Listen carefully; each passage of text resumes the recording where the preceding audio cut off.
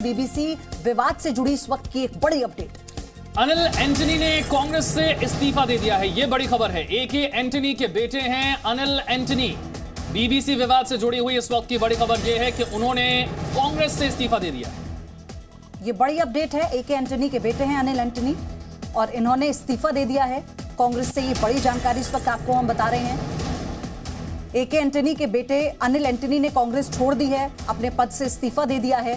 BBC documentary के विरोध के बाद कांग्रेस छोड़ी है उन्होंने, ये बताया जा रहा है। और इस्तीफे के बाद अनिल एंटनी ने पार्टी से जब इस्तीफा दिया तो अब पार्टी भी उन पर हमलावर हो गई है। ये बड़ी अपडेट है। देखिए, बीबीसी की तरफ से जो डॉक्यूमेंट्री बनाई गई थी जिसे भारत में ब्लॉक कर दिया गया, इसके बारे में तो आपको जानकारी है। 2 पार्ट की ये डॉक्यूमेंट्री है। 17 जनवरी को इसका पहला हिस्सा सामने आया था।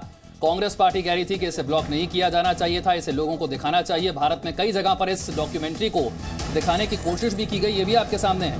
कांग्रेस के नेता एके एंटनी के बेटे ये सब घर से ही हैंडीक्राफ्ट का बिजनेस करके हर महीने लाखों कमाते हैं। आपको भी ये करना है, इनसे सीखना है तो फ्रीडम ऐप को अभी डाउनलोड कीजिए। अनिल एंटनी, इन्होंने कांग्रेस से इस्तीफे का ऐलान किया है। बीबीसी की तरफ से प्रधानमंत्री मोदी पर डॉक्यूमेंट्री बनाई गई जिसका विरोध करने के एक ही दिन बाद उन्होंने ये फैसला ले लिया है। रविंद्र और जानकारी के साथ मेरे साथ जुड़ गए। रविंद्र, वजह क्या है इस्तीफे की? बिल्कुल, देखिए, पार्टी की तरफ से दबाव डाला जा रहा था कि जो उन्होंने डॉक्यूमेंट्री को लेकर अपने विचार व्यक्त किए हैं सार्वजनिक तौर पर, उससे वो डिलीट करे, उससे वो बाहर आए। लेकिन एक एंटनी का बेटा अनिल एंटनी ने साफ तौर पर कहा कि वो अपने जमीर को धोखा नहीं दे सकते और ट्वीट को डिलीट नहीं कर सकते और इसलिए वो रिजाइन कर रहे हैं। लेकिन वजह साफ तौर पर बताया कि जो पार्टी के नेता चमचागिरी और हाइपोक्रेसी से दिख रहा हो, उस पार्टी में रहने का क्या तवज्जो, और यही वजह है कि उन्होंने रिजाइन कर दिया है। आप देखिए कि बड़ी बात है, एके एंटनी के बेटे हैं अनिल एंटनी।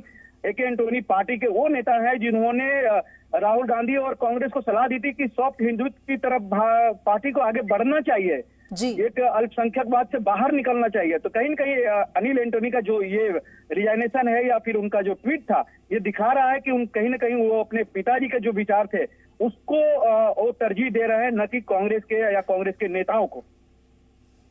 बिल्कुल रविंद्र, और आपका बहुत बहुत धन्यवाद सारी जानकारी के लिए। और इस इस्तीफे का जो एक अंश है महत्वपूर्ण, जिसमें उन्होंने बात रखी है कि कैसे उन पर दबाव बनाया जा रहा था ट्वीट वापस लेने के लिए, ये भी इस वक्त आपको हम दिखा रहे हैं।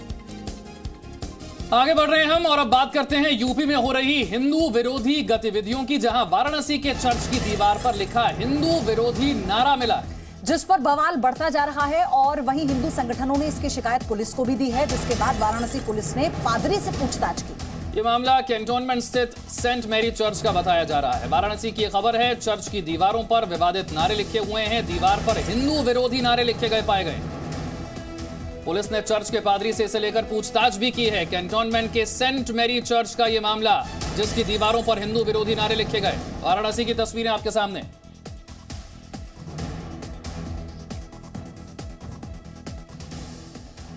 वाराणसी कैंटोनमेंट एरिया स्थित सेंट मेरी चर्च को लेकर वाराणसी में हंगामा मच गया है। दरअसल सेंट मेरी चर्च की दीवारों पर कुछ स्लोगन लिखे गए हैं। स्लोगन में लिखी लाइनों पर हिंदू संगठन नाराज हो गए हैं। चर्च की दीवार पर मंदिर का शुद्धिकरण और विनाश जैसी पंक्ति लिखी गई है। अब इस पंक्ति को लेकर हिंदू संगठन ने कैंट थाने में शिकायत दी है। मुकदमे में तहरीर में यही बात है कि ये जो शब्द है इसको वहाँ से हटाया जाए। कहीं न कहीं इस शब्द से सारा हिंदू समाज आहत है। निश्चित तौर पे उनको शब्द बिल्कुल हटाना पड़ेगा। माफी से कोई काम चलने वाला नहीं है उनके तरफ से। दूसरी तरफ चर्च की तरफ से भी पूरे मामले में सफाई सामने आई है। चर्च के पादरी थॉमस मैथ्यू ने जी मीडिया से बातचीत में स्लोगन के पीछे की कहानी बताई।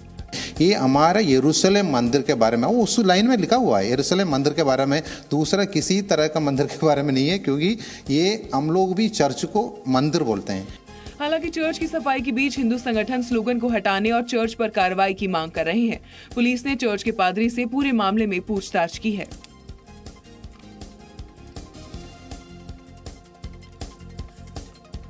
और इस वक्त हमारे सहयोगी भी हमारे साथ जुड़ चुके हैं, विशाल रघुवंशी। विशाल, अब पादरी से पूछताछ चल रही है, इस मामले की जांच कहां तक पहुंची है?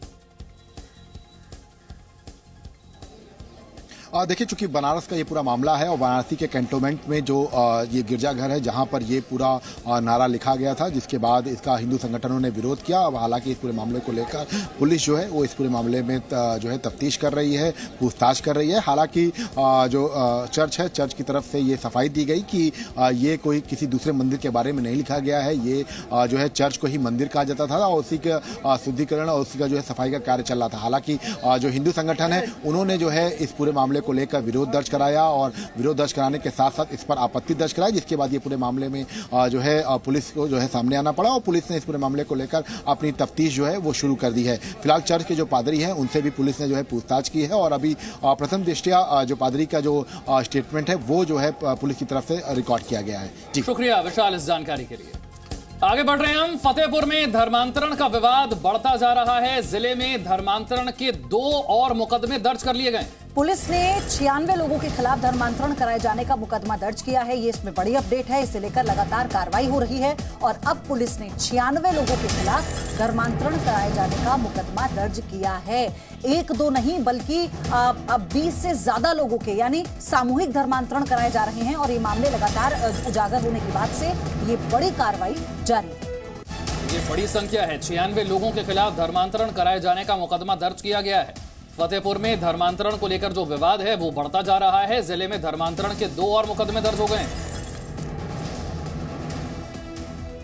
ये सब घर से ही हैंडीक्राफ्ट का बिजनेस करके हर महीने लाखों कमाते हैं। आपको भी ये करना है, इनसे सीखना है तो फ्रीडम ऐप को अभी डाउनलोड कीजिए।